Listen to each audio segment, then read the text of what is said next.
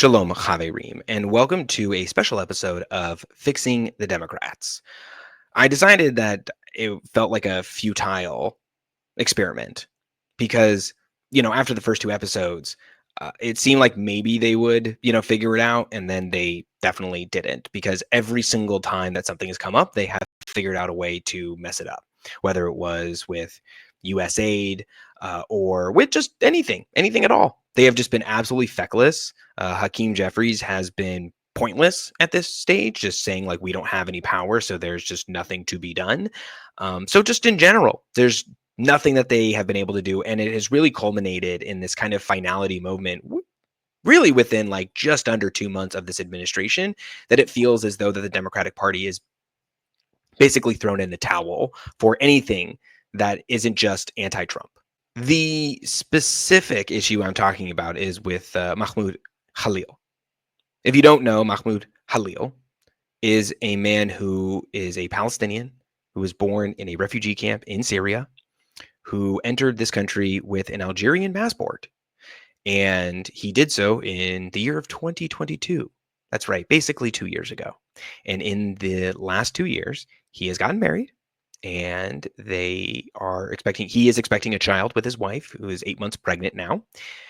And really, in half of the time that he has been here, he has spent it being a spokesperson for Hamas, a US designated terrorist organization.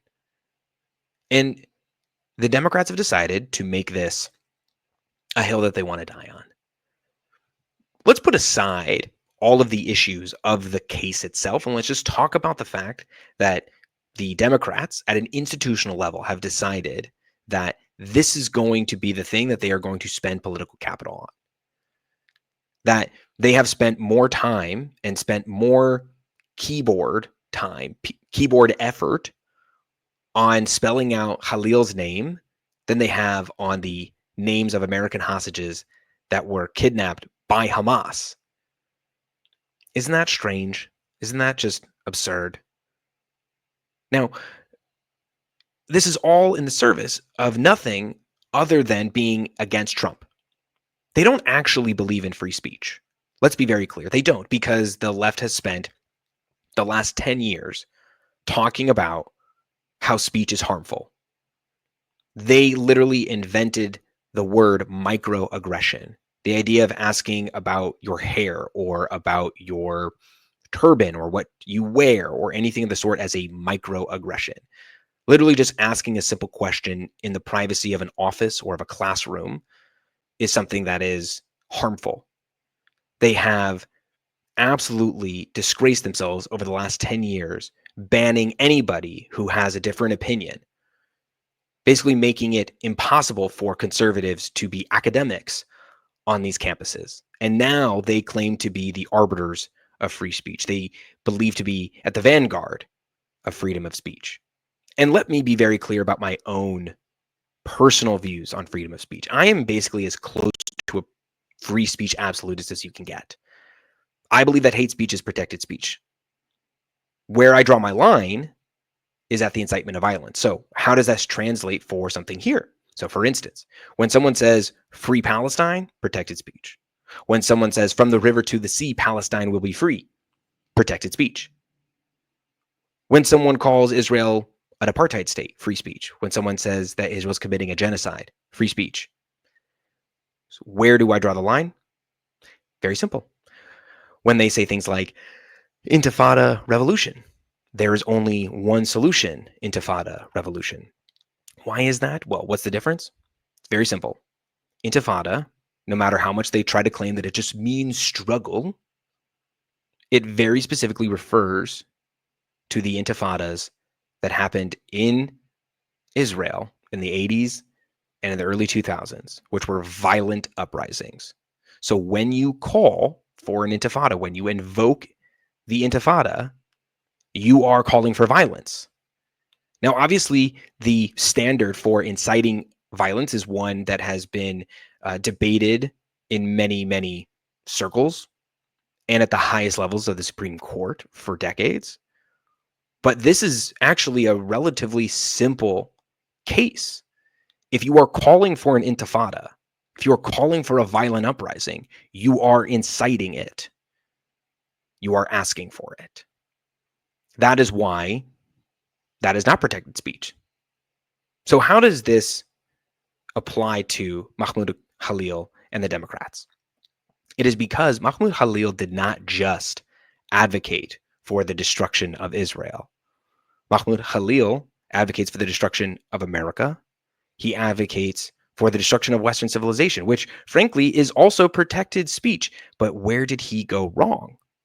Well, he unfortunately provided material support for a U.S. designated terrorist organization. He is also espousing the talking points and the philosophy of a U.S. designated terrorist organization, both of which are violations of the law, a law that was enacted in 1996, almost 30 years ago, that has been on the books for almost 30 years. So when you say that this is fascist, you're ignoring the fact that this has been the law, a well-known law for almost 30 years. Not to mention the fact that as only a permanent resident and not as a U.S. citizen, his standard for what he is allowed to say is lower. As an American citizen, you can say a lot of things without getting even remotely punished for it by any governmental entity. You can literally be a neo-Nazi and have a podcast that has millions of followers. If you are a permanent resident, the bar is lower. If you're on a visa, the bar is even lower. And if you lie on your visa, if you lie on your application to become a permanent resident, that is also a violation of that law as well. And so when people are talking about this as only a free speech issue, as whether or not that this is just, Trump who is violating free speech and is against free speech, they are completely ignoring the laws that he most likely violated. And this is why it is ridiculous that the Democrats have decided to tether themselves to this man. Because the only reason that they have done so is not because they're ideologically aligned with him or that they're ideologically aligned with this idea of free speech, because we clearly know that they don't believe in free speech. It is because it is anti-Trump. That's their whole guiding light. Is this anti-Trump? Is Trump doing something? Okay, then we're going to fight it. We're going to be with the thing that he's attacking. We're going to defend that he's attacking it. It doesn't matter whether it's a good thing, it's a bad thing. If Trump is attacking it, then we need to be defending it. If he's for it, then we're against it. If he's against it, then we're for it. And it just doesn't make any sense to me. It doesn't make any sense as to why the Democrats have yet to figure out that this strategy doesn't work. That the American people don't want to be just against Trump. That they don't want to vote for a party that is just against things. If anything, the Democrats are literally the party of no. The thing that they accused Republicans of during the Obama presidency. That's what bothers me so much about all of this. And they have decided to do this for someone who's not even an American citizen, for someone who can be directly tied to the philosophy and ideology of an Islamo-fascist terrorist organization that kidnapped American citizens. So now let's go into the actual issue itself.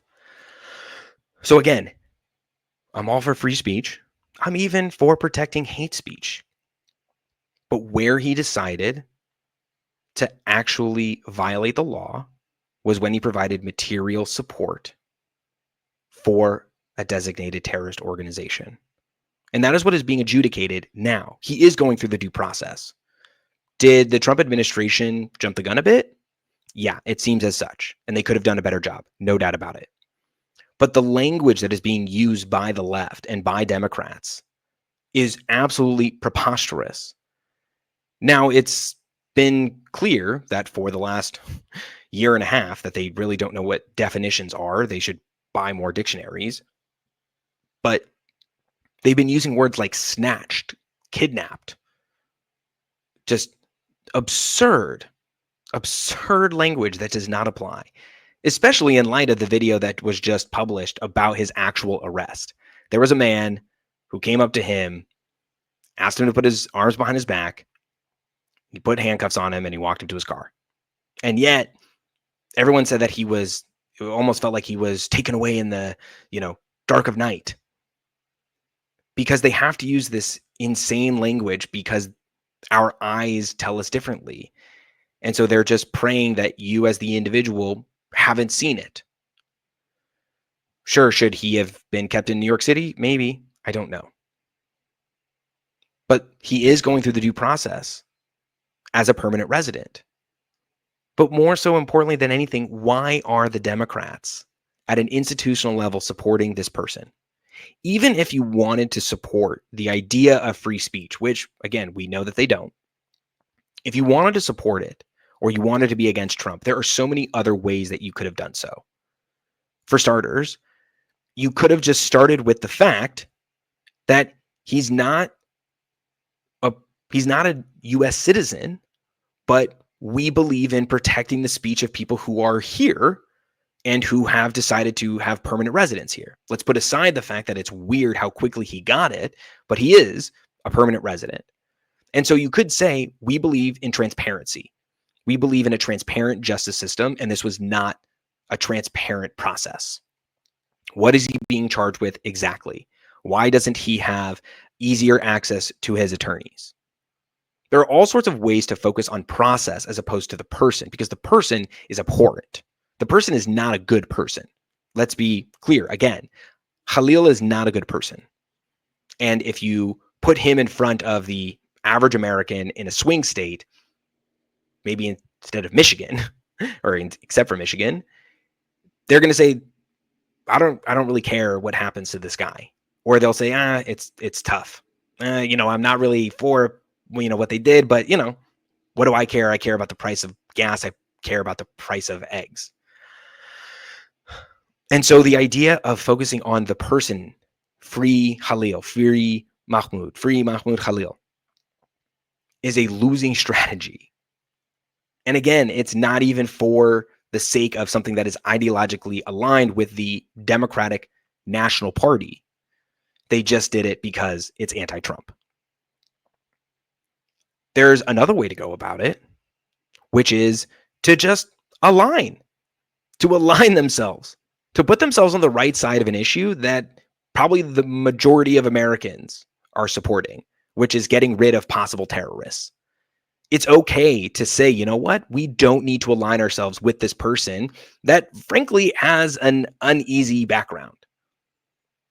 You could just say, you know what? He's this guy who is from Syria, but is not a Syrian national because he was born in a refugee camp, but somehow obtained an Algerian passport, then somehow got a green card within 2 years, and has spent half his time just shouting at how evil America is and how we should be at the downfall, and inciting violence, calling for intifada, being a spokesperson for Hamas, violating the law. Why would you, as the Democratic Party, align yourselves with this person at all? Why? It is a losing strategy. So my recommendation to the Democratic Party would be two things. One is get away from this issue altogether. Get away. It's unnecessary. Instead of focusing on Mahmoud Khalil, maybe you could focus on the woman who I just saw was deported from, I think, Minnesota. She's from Laos, but she's not actually from Laos. She's just, that's her ethnic identity. She's never been there before. Her family moved here from Thailand. She's a mother of 5, and she was deported because she was rounded up in a massive ICE, sting operation. And now she is being sent to Laos, where she has never been, and she doesn't speak the language. That, to me, winning argument, winning issue. And instead, you have decided to allow yourself to be overrun by internet people. And that's really all you have to do is just get rid of the internet people. Stop being on the internet, because the internet people are wrong. They're way to the left of the American people. And we saw that in 2016. We saw that in 2020. We saw that in 2024. So why are you keeping on with the same strategy? Why are you still listening to the same people who keep losing? So my recommendation is that if you are going to align yourself with somebody, maybe don't align yourself with somebody with a weird background who has spent every minute trying to advocate for a US designated terrorist organization. And instead, I would advocate for a mother of 5 who got deported to a country that she's never been to, and all because she was caught at the wrong place at the wrong time. Just a suggestion. Thank you, everybody, and Shalom Aleichem.